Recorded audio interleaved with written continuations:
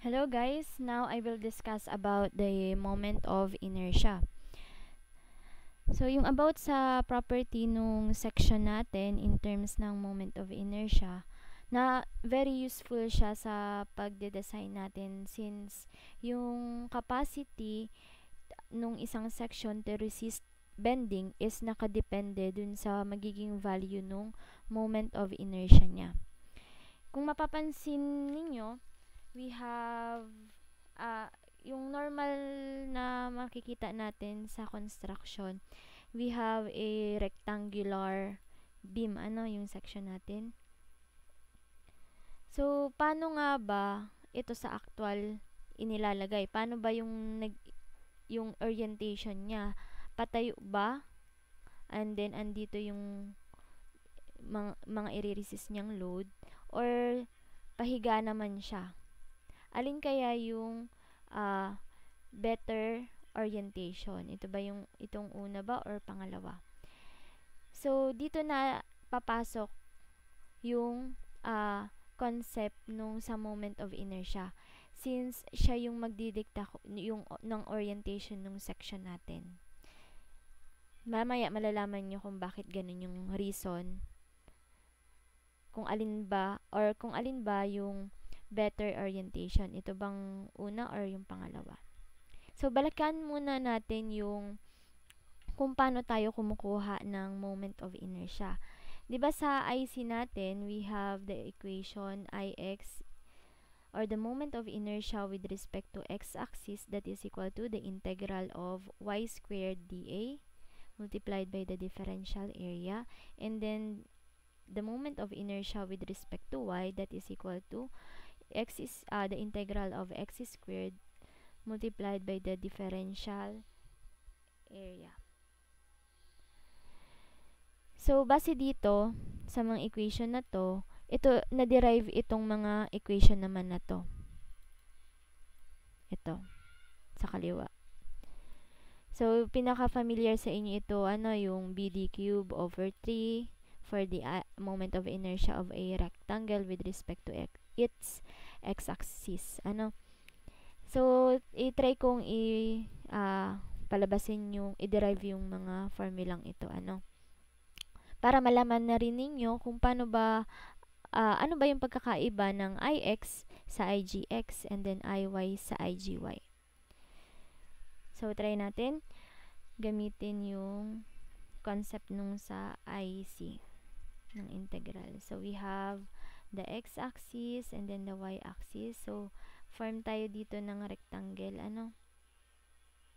So, halimbawa, yung line na to is y is equal to d, and then ito naman, this is equal to x to b. Halimbawa, line yan.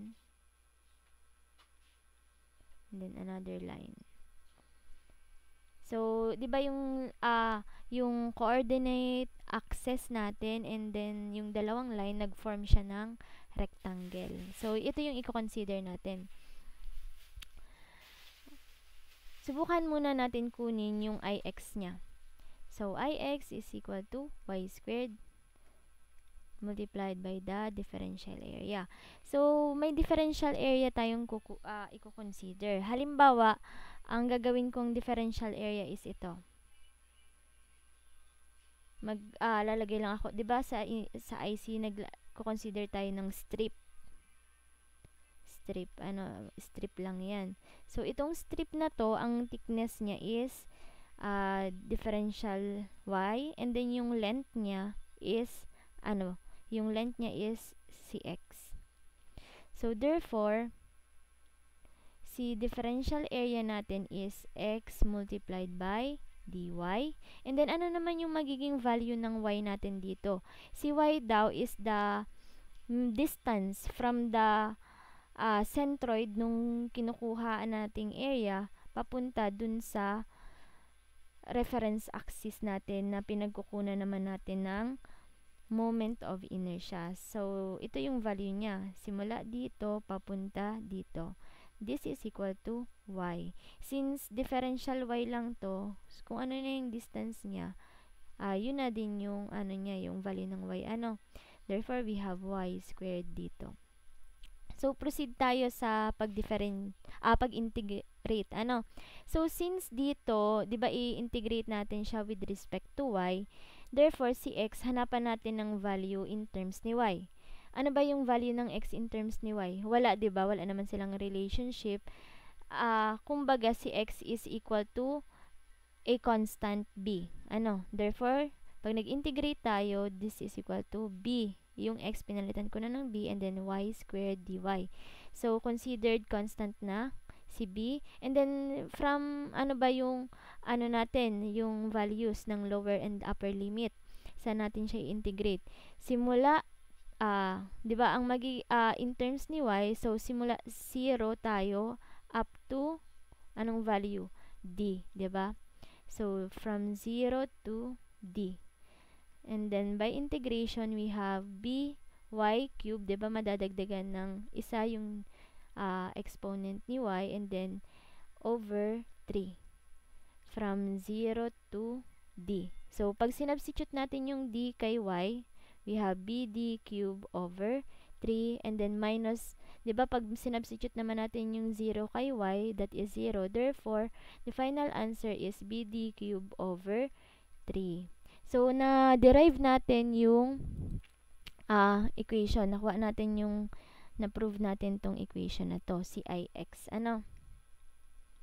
So, ix is equal to bd cubed over 3. Paano naman natin? Try naman natin i-solve kung paano natin mapapalabas si igx.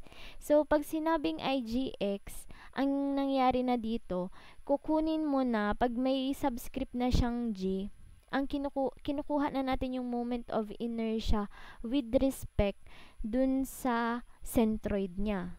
So, asan ba yung centroid ng rectangle natin? So, ito siya. Diba itong makikita ninyo dito? Ito siya. CG. Yung centroid na yan. So, therefore, ang igx natin, ito yung magiging reference natin, 'di ba?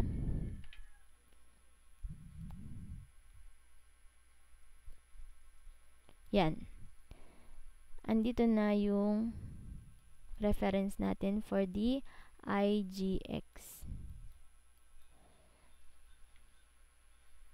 So, paano naman natin makukuha si igx? Gamitin naman natin yung another principle. 'Di ba, kapag nagta-transfer tayo ng moment of inertia, meron tayong kinukuhang, para makuha daw si igx, 'di ba, meron tayong moment of inertia galing dito sa base natin sa x. Mag-a-add tayo nung transfer of moment of inertia na ad squared, or yung d dito is the distance nung, wag ko na lang id, or sabihin na lang nating y squared. Yung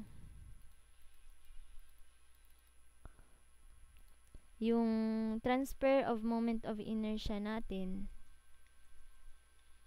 is ito, plus ay squared.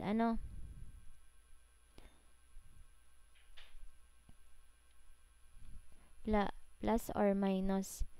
So, kailan nga ba nagiging plus or minus yung pag-transfer of moment of inertia natin? So, makikita natin dito, 'di ba? Galing yung ix natin, meron tayong value ng ix, tapos kukunin natin yung igx. So, si igx is equivalent to bd cubed over 3, and then plus o minus. So, dito, magma-minus tayo since galing tayo dun sa base natin, diba, sa base na x, ix.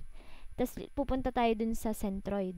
So, minus ang operation niya dun. And then, we have area. Ano ba yung area na kinoconsider natin? Diba, yung base times the depth ng rectangle. And then, ano na yung magiging distance, yung paglipat niya? 'Di ba, galing dito, consider natin tong figure sa kaliwa, galing dito tayo sa baba, yung moment of inertia, ililipat natin dun. So, ang distance na to is d over 2. So, input ko ulit dito, magiging siyang d over 2 squared. Therefore, pag sinimplify natin to,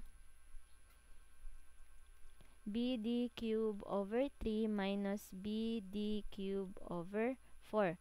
So, para ma-evaluate natin, i-LCD lang natin. This is equal to 4bd cube minus 3bd cube. This is equal to bd cube over 12. So, ito na yung value ng IGX natin, which is tugma naman dito sa derived equation natin. So, ganun lang, O halimbawa, meron kayong IGX, ililipat nyo naman siya, yung moment of inertia, ililipat nyo naman dun sa base, dun sa x-axis natin. So, mari-reverse lang yung operation. 'Di ba? Magiging plus naman. So, para makuha si IX, magiging IGX plus AY squared naman. So, dito,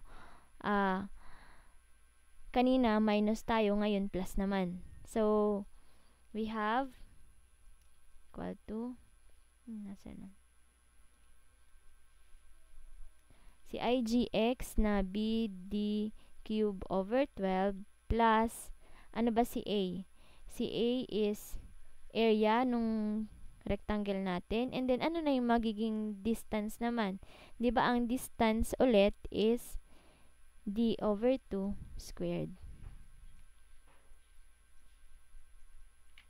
So, pag pinag-plus natin to, we have bd cube over 12 plus bd cube over 4. Pag nag-LCD tayo, we have bd cube plus 12 is 3bd cube. This is equal to 4bd cube over 12. Or pag sinimplify natin, balik tayo dun sa bd cube over 3 ng ix. So, kahit balik-balik ta rin naman, makukuha nyo rin siya. So, paano naman yung concept ng IY and IGY? So, kasi ang concept dito,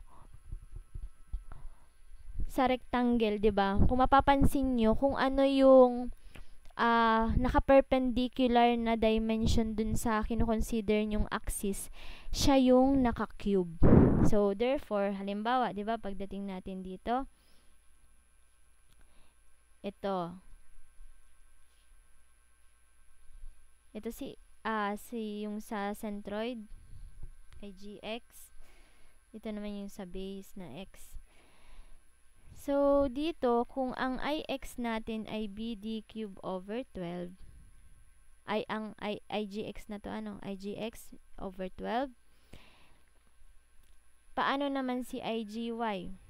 Madali lang yun. Magbabaliktaran yan. Magiging na siyang B cube D over 12. Ang magiging cube naman dyan is si B. Bakit? Mapapansin ninyo, 'di ba, ito si B, and then yung distance, yung total depth D.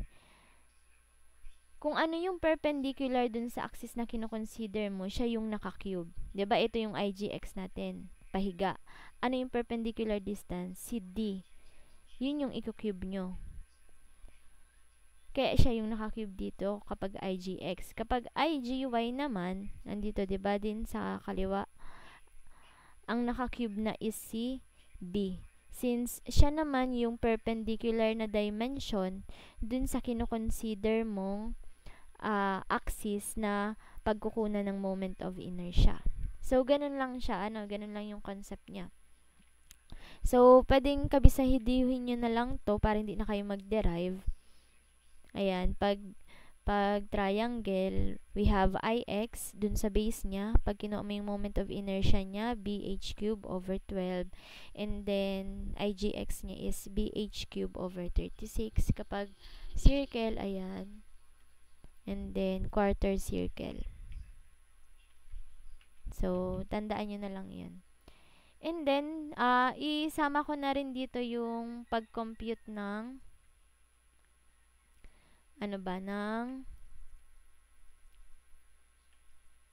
mamaya na. Isubukan na natin yung example kanina. Ito. Kunin natin yung IGX nitong example na to. So, pag kinuha natin yung IGX. So, dito, hindi natin basta-basta pa makukuha si IGX, di ba?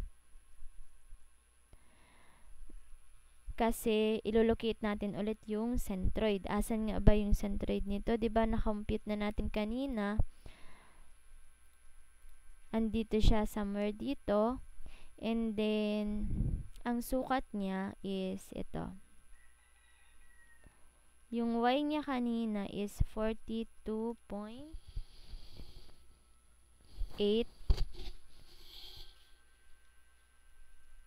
mm. And then, yung distance naman niya galing dun sa pinaka leftmost part papunta dito, yung X bar natin kanina, that is equal to 17.8 mm. So, ayan na yung distance niya. Kukunin na natin yung IGX, nung kabuang section. So, di ba, kanina, hinati natin to sa dalawang part. We have, yung una is, ito, inano natin. Yan. Ito yung area 1. Ito. And then, yung area 2 natin, ito yung vertical triangle natin. Rectangle. Sige, para hindi tayo malito, i-drawing ko na lang din ulit. So, yung kino-consider nating area 1 is yung pahiga na rectangle. We have 10 and then 75. And then area 2 is yung vertical na 115 tas by 10. So, pag kinuha natin yung IGX, kunin na muna natin yung individual moment of inertia niya sa kanya-kanyang centroid. And then, 'di ba, since kinuha mo yung moment of inertia niya sa sarili niyang centroid, magta-transfer tayo ng moment of inertia nung bawat isa. Sub 1 plus a sub y2 square dito sa labas sub 2. Yan. Magta-transfer tayo. Since ang pinapakuha sa atin is si IGX. Pero kung halimbawang IX lang yung pinapakuha, sige, IX lang muna pala ang kunin natin. IX. Simply, ang IX is equal to IGX. Hindi. Ma-transfer ka din dito kasi nga sa kanya-kanyang centroid ka pa nagkuha. So, idirekta na lang muna natin, IGX ang kunin natin. So, si IGX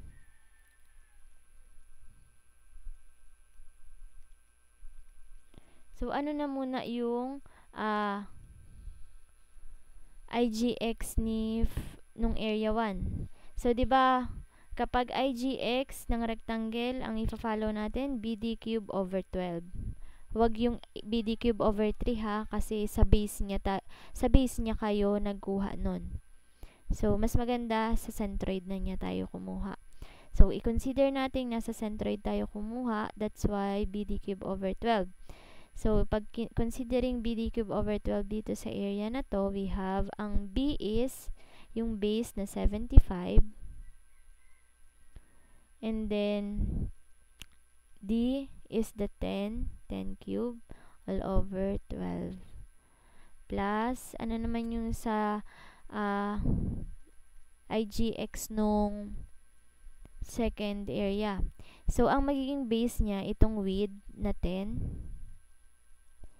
Laging ang magiging cube half, alalahanin nyo na 'di ba, d cube, yung perpendicular dun sa axis na kinukuhaan natin para hindi kayo malito. So, since dito, x yung kinukuha natin, yung perpendicular sa kanyang dimension is yung 115.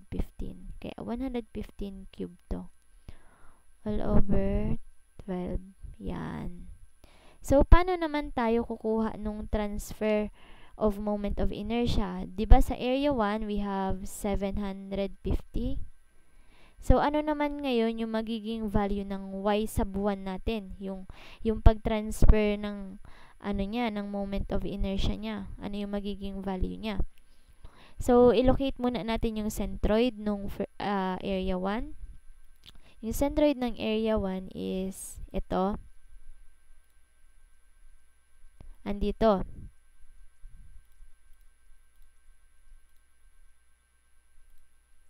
Ito, let's say, ito siya. So, kung i-compute natin yung distance niya, andito naman yung centroid, halimbawa, nung area 2. Kung i-compute natin yung distance niya,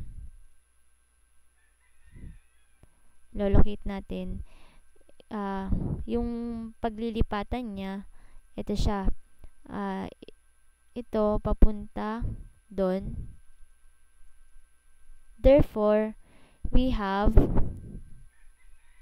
42.8 minus, ilan itong simula sa base? Diba 10 over 5? Ay, 10 over 2, that's why 5. Kaya, 42.8 minus 5 ito.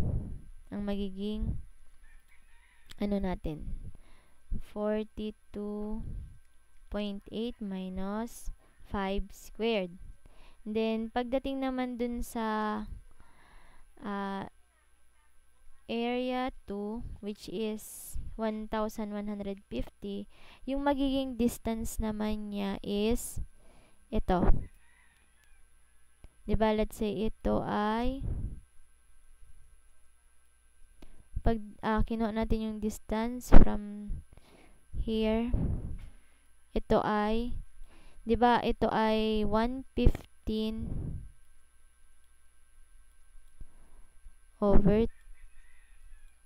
2 plus, may plus ito kasi hanggang dito lang yung 115 over 2 and then plus 10. Ano, yun yung pinaka distance nito dito.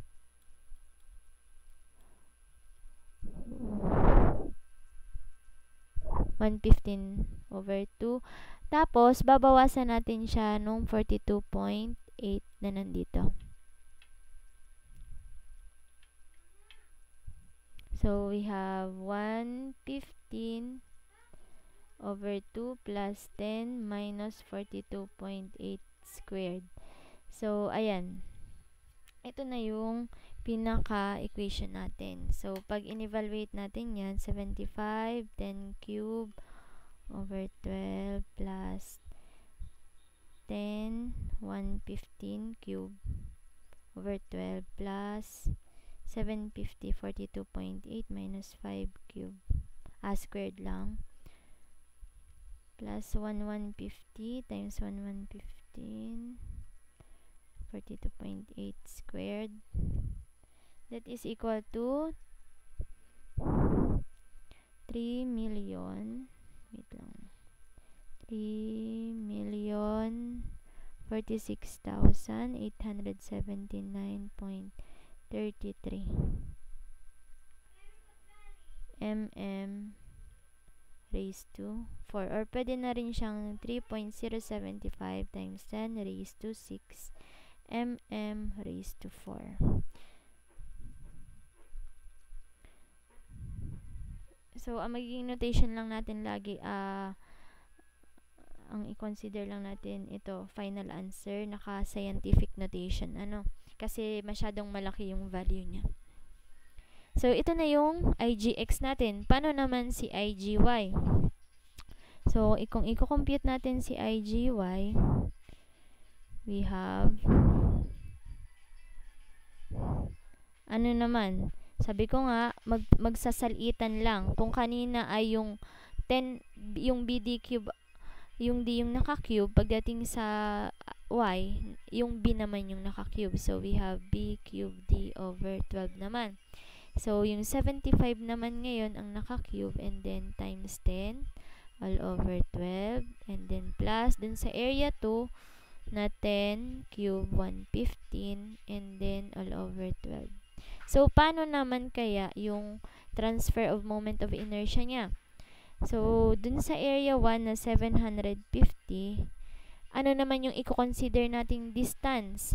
'Di ba kanina yung vertical distance? Ngayon, yung horizontal distance naman nung centroid nung individual area compared dun sa centroid nung kabuuang section. So, ngayon, ito yung i-consider nating distance. So, pagdating dito sa area 1,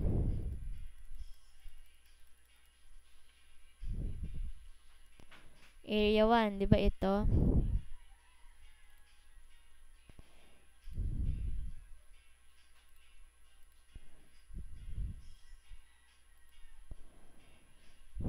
So, halimbawa, andito, yan. Kunin natin yung distance na to. Ilan ba yung distance na to? Ito yung magiging transfer niya. X squared. Ano? So, horizontal distance naman yung gagamitin natin. So, 'di ba meron tayong value na 17.8. So, ilan ba to? 17.8.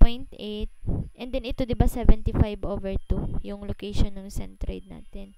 Therefore, ang lagay natin 17.8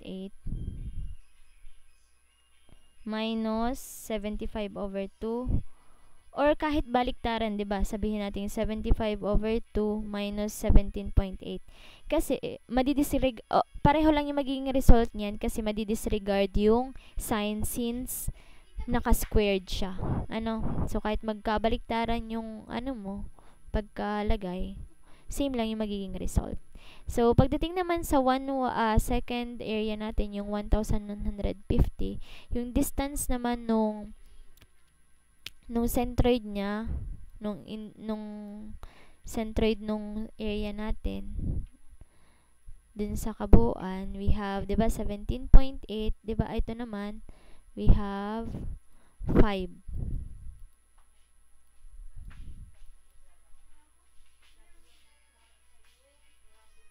So, therefore, dito is 17.8 minus 5 squared. So, ito na yung i-evaluate natin. Pag 75 cube times 10 all over 12 plus